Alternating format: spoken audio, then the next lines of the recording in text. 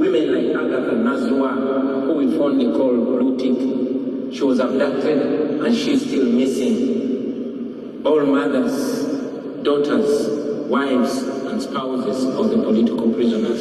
Female political prisoners like Olivia Lutaya, who has spent years in prison for simply wearing a t-shirt that has my picture on it. Women like Sauda Madada,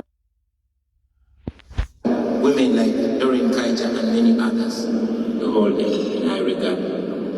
But most importantly, ladies and gentlemen, we look at the solution and not at the problem. Now that we know the problem, now that it's clear that Uganda is under dictatorship like many other countries, and now that I have the opportunity to speak for those millions of people, to the modern world, to the United States of America, who we know is the world's biggest democracy, we request you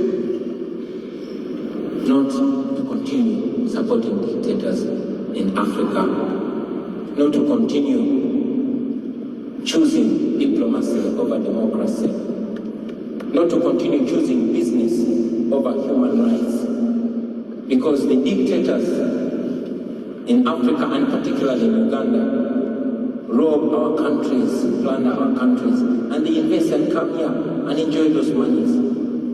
These are dictators that abuse democracies, but they enjoy and benefit out of them. We request you to use the tools that you have to sanction those gross human rights violators, the abusers of democracy and the rule of law. Don't allow them to enjoy the money they steal from our countries. Our countries' hospitals are run down and the schools are run down, and they're comfortable about it because they seek medical, they seek treatment in the developed world. Their children are studying here.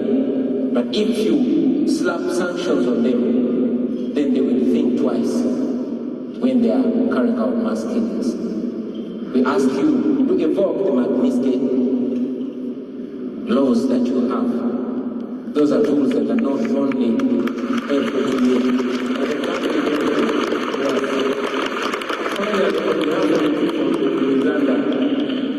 I know that every time we come and make our case here in the Western world, particularly in America, they accuse us of being agents of the West, of being agents of neocolonialism. But I say to you that we are not asking you to come and help us, we are only asking you to stop sponsoring our oppression.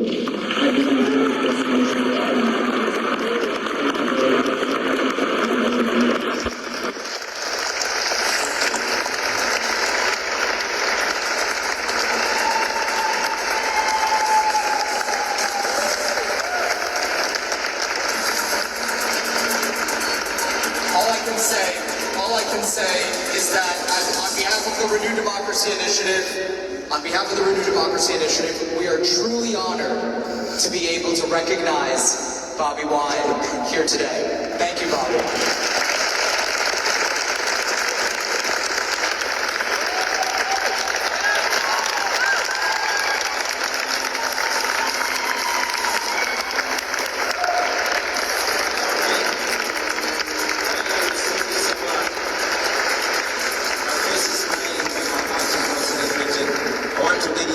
All the political prisoners and prisoners of conscience, Dr. Kizza Besigye, my deputy president, Honorable Mwanga Chimambi, the women in prison, those that are in detention, those that are missing, and those that have been killed.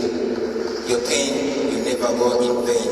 We can only honor you by not giving up, and of course by standing for the cause that you are paying a big price for. One day,